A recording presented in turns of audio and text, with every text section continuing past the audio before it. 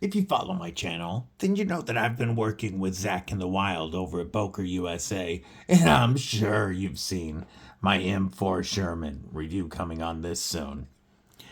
But today, we're going to look at a very EDC friendly Boker knife that's coming in under 50 bucks. Yes, today we are looking at the Boker Kihon DC All Black. Stick around.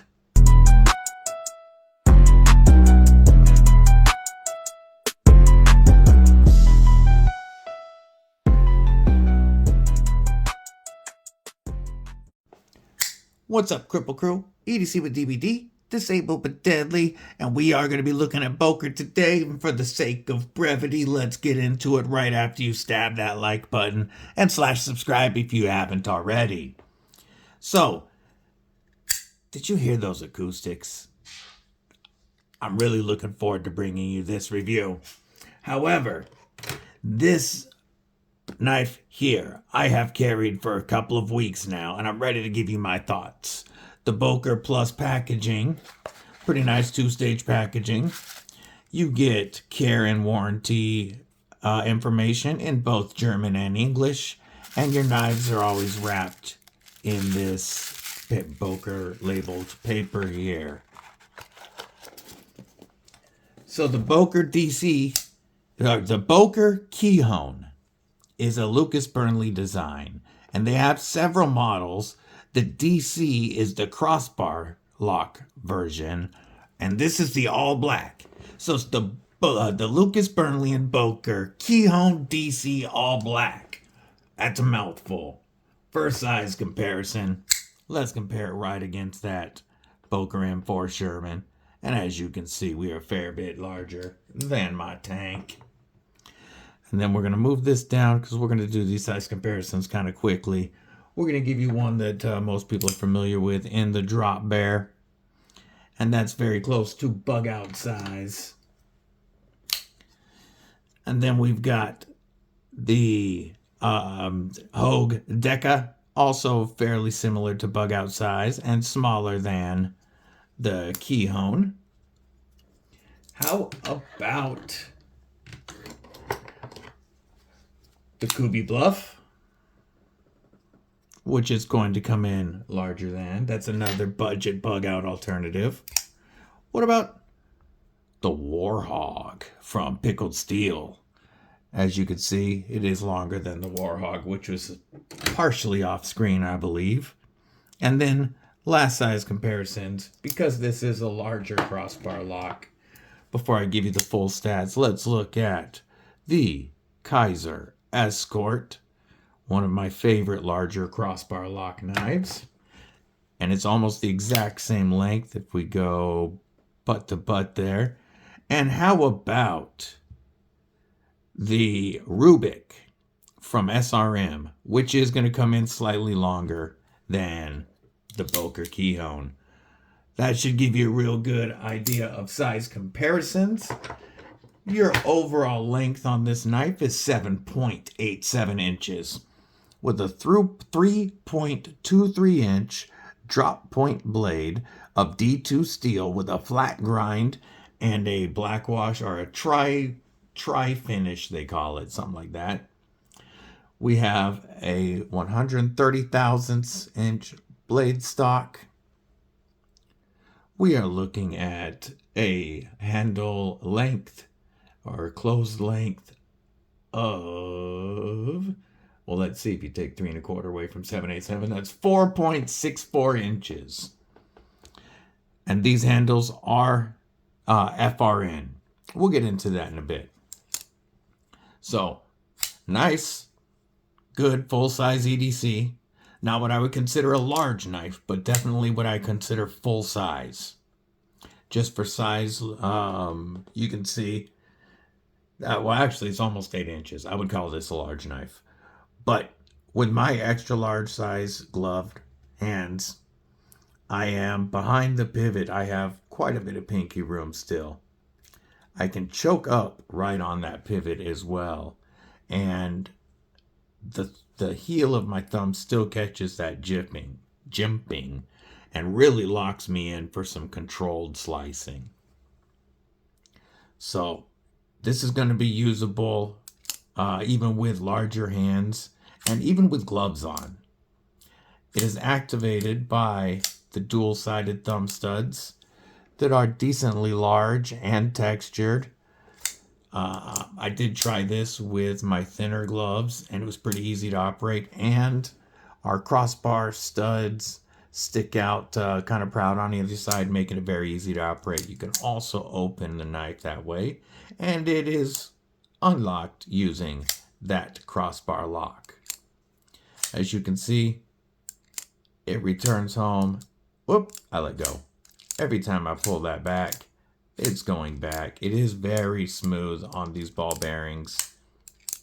I would say that the tension strength on this is about a 3.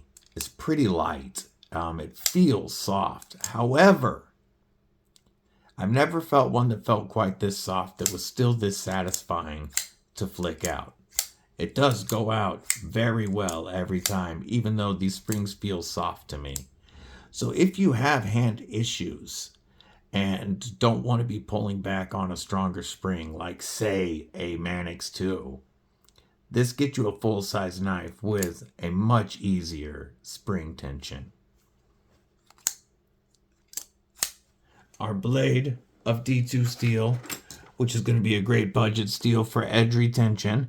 It is not fully stainless or corrosion resistant, but thanks to this finish that they do on the blade, you shouldn't have to worry about that. Our plunge grind starts back here and ends almost immediately.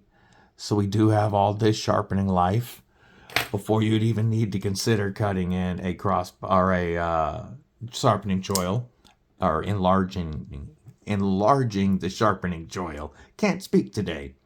And because of where the stop pin lands, you can do that without affecting the knife. I like this nearly spear point blade. This drop point here with this nice wedge at the front brings our tip down near center line with the pivot, so you can use that belly on a flat surface, but it's not too difficult to get that tip down in a pinch grip or utility style grip. Let's check that factory edge. I have used this I've used this a bit over the last couple of weeks. And as you can see, as long as I don't hook that choil, it is still sharp. Move that stuff out of our way. Our FRN handles, I want to talk about those.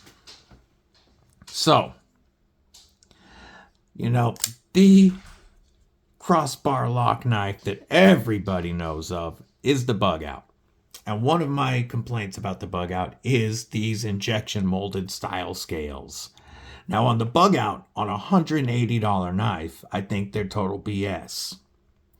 However, to keep the knife under $50 and to keep the weight down, we're looking at only 3.7 ounces with liners that go the full length. However, they are not full liners. They are shaped to reduce the weight while still giving you that full strength. At this price point, I don't really mind FRN scales if they are done right. However, they have to be done very well because there is a lot of competition at this price point now that you can get in G10 or Ultim or Micarta. These are done well. Unlike the Bugout, there's no little trails from the extruder sticking out. They're very well cleaned up, and they feel much more comfortable in hand than the Bugout's FRN did. So, in that way, it's kind of like a bigger, better budget Bugout. Let's talk about the pocket clip. The pocket clip is not fully deep carry because of the way that they have situated this lanyard position and this body screw. It is reversible. We have a wire style clip. Normally, you guys know, I'm okay with a wire style clip. When they're done well, they are one of the easiest pocket clips to use. typically go in and out of the pocket so well. However, how do you fail a pocket clip so hard when you go wire? I mean, it's thick enough, it's strong enough that I'm not worried about this catching and bending. However, look at how short it is and how much of it is this divot. It is crazy tight. I mean, very, very tight. And with these big old button screws, there's not a lot of room back there, and we just have that short bit of space. This is very difficult to get in and out of my pocket with my 511 tactical pants. And I've talked to other reviewers who have carried this in jeans and have the exact same issue. You went with the most basic pocket clip and failed it. This pocket clip is horrible. You will have to replace it if you want to carry the knife frequently. We're going to do a hardware check because there's something on this that's really weird to me. So you can see we've got these T8 body screws, T8 pocket clip screws. Fantastic to see. Good job, Boker. T8 on the pivot. I love it. And then we still threw some T6s in there anyway. Like, I know they're holding the liners. At least these ones are. This back one, this is a T6 that you will have to take out every time to take these apart because it's holding the standoffs. So this one would have made sense as a T6 because it's the one that goes through the scales to hold the liner. I get that. I don't understand this T6 body screw. That's a miss, because that's one that you will have to manipulate anytime you take this knife apart.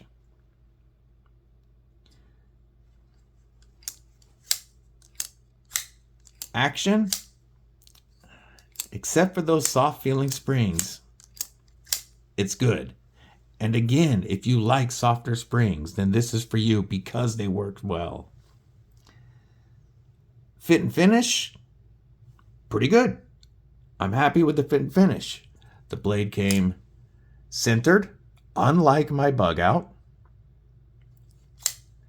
Lockup is rock solid. This pivot has been well adjusted. I have zero play up and down or left and right. The edge is very even all the way on both sides. Our tip is very even. I mean, we are getting Boker quality in this with less expensive materials. Under $50, I think these materials work just fine. And I think that's a very fair price for this knife. My biggest drawback on this is that pocket clip. Nail that pocket clip, give me some T8s, and I've got no complaints. I can deal with the lighter screws for some folks that have bad hands because they work. Wiggles says that she's okay with the springs, but not the pocket clip. I'm going to link this below. It's a link to Boker. I don't have an affiliate link with them yet. I'm hoping to soon. But right now, this is priced at $49.95. I do think that's a fair price for this knife. And I like getting full-size crossbar lock knives. Started off, we got so many smaller Bugout size knives. It's nice to have knives that fit larger hands more comfortably. You know I have no problem with D2 at $50. But I want to know what you guys think about this knife. Is this one you'd consider? There will be more Boker content coming soon. I hope everybody has a killer day, night, morning, evening, whatever it is, wherever you are. Stay safe, stay frosty, and most importantly, stay deadly.